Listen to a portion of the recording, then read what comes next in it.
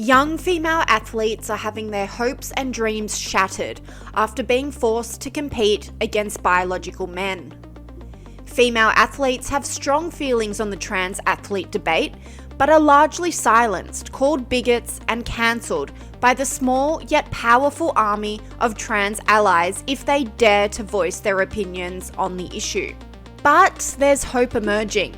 Those courageous few who dare to stand up against the trans agenda have started to make waves, and we're slowly seeing sporting bodies follow, with some common sense amendments to their policies. Sky News All-Stars Chris Kenny, Rowan Dean and Piers investigate the pushback and ask if women's sport can be saved from the dangerous trans agenda.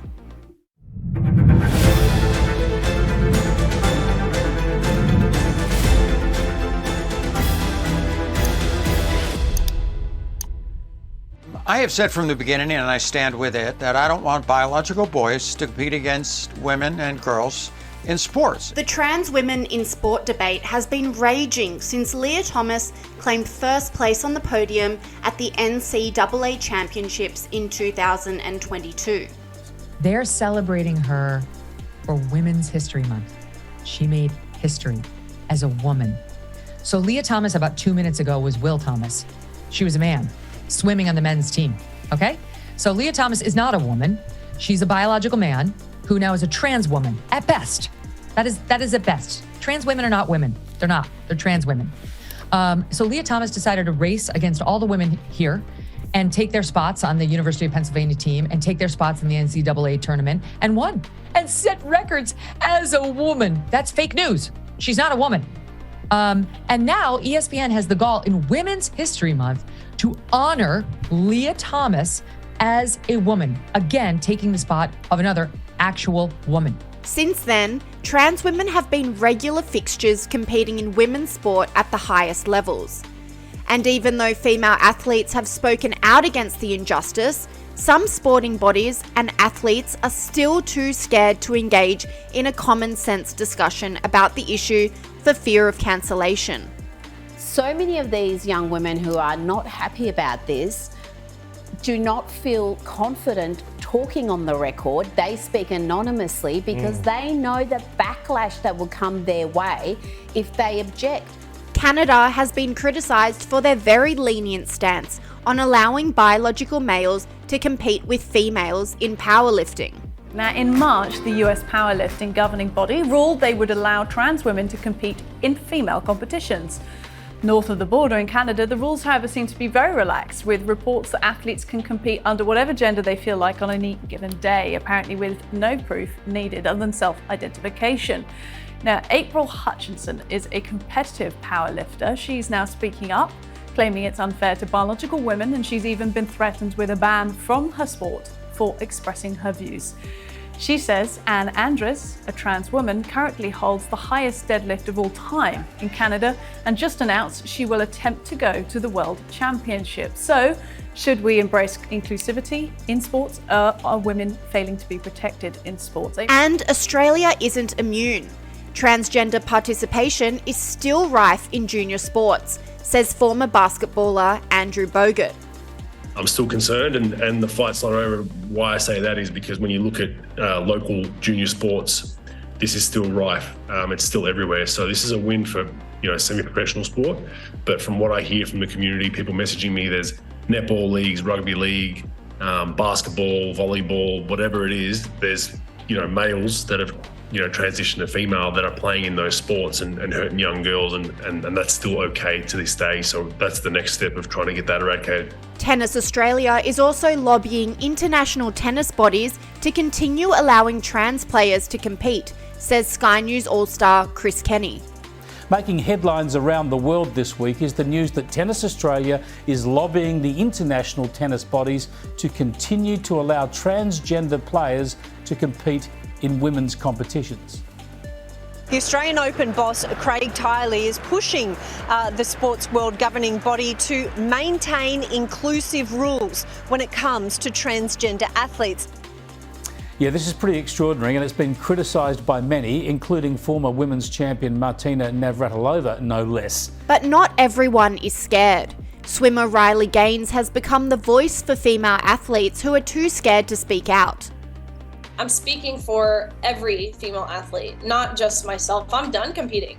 This isn't about me, but I know what's at stake if someone doesn't use their voice. I have a younger sister. I just got married. I can only hope one day that I have a daughter, and I can't imagine being in this position and not fighting for them. But also I'm fighting for the present female athletes, Lia Thomas's teammates even, who have their voices suppressed. They see what happens to me when I go to San Francisco State, and they don't want to put themselves in a position where speaking out would garner that for them. Sky News All-Star Piers Morgan has also been a fierce advocate for fairness in women's sport. And boxing is a great example. We haven't had that problem yet in boxing. Well, if Mike Tyson suddenly turned around and went, I'm now Michelle Tyson, and I'm going to compete as a woman, the world would go completely crazy and say, you're going to kill somebody, you're going to kill a woman. But we seem perfectly okay with 6'4" swimmers, biological males dominating women's sport. Bizarre. Sprinters, Shouldn't be allowed. weightlifters. Bizarre, shouldn't be allowed. And ultimately, whoever you upset, But not sport, not a fair sport, not a fair race, not a fair competition. To me, it's the same as doping. You're giving yourself a physical advantage. Exactly. These outspoken media personalities have increasingly given female athletes the courage to also speak out, explains Sky News All-Star Rowan Dean. Well, let's have a look at this photo of a cyclist standing on top of the winning podium. Let's see if we can just decode this one. Transgender cyclist forced to stand alone on the podium after a win. Wonder why that would be. Oh, hang on, it's a bloke, and the girls, the Sheilas, refuse to stand next to him. James. Well, we're seeing more and more of this, and I think that for a lot of the lunacy around this ideology to end, you're going to need to start seeing people who are competing in these sports say, no, you know what, I'm sorry, but I'm not going to validate what's happening here. Well, it was close because this person competing in the women's event won by 17 minutes. Third place was 30 minutes behind. So But there's no comparative advantage. There's no advantage. This lunacy defeats itself, but it is great when women have to say no to this stuff. Because it is the war on women, as my friend there said earlier on the show, and it's important that women stand against this and walk away and refuse to stand on the podium. So many sportswomen could end this madness tomorrow. And slowly, sporting bodies have followed. First, athletics. Debate. Well, last week, World Athletics announced that trans athletes will no longer be allowed to compete against women from the end of this month. They did it to protect fairness and integrity of women's sport. Critics said it's transphobic. And then basketball.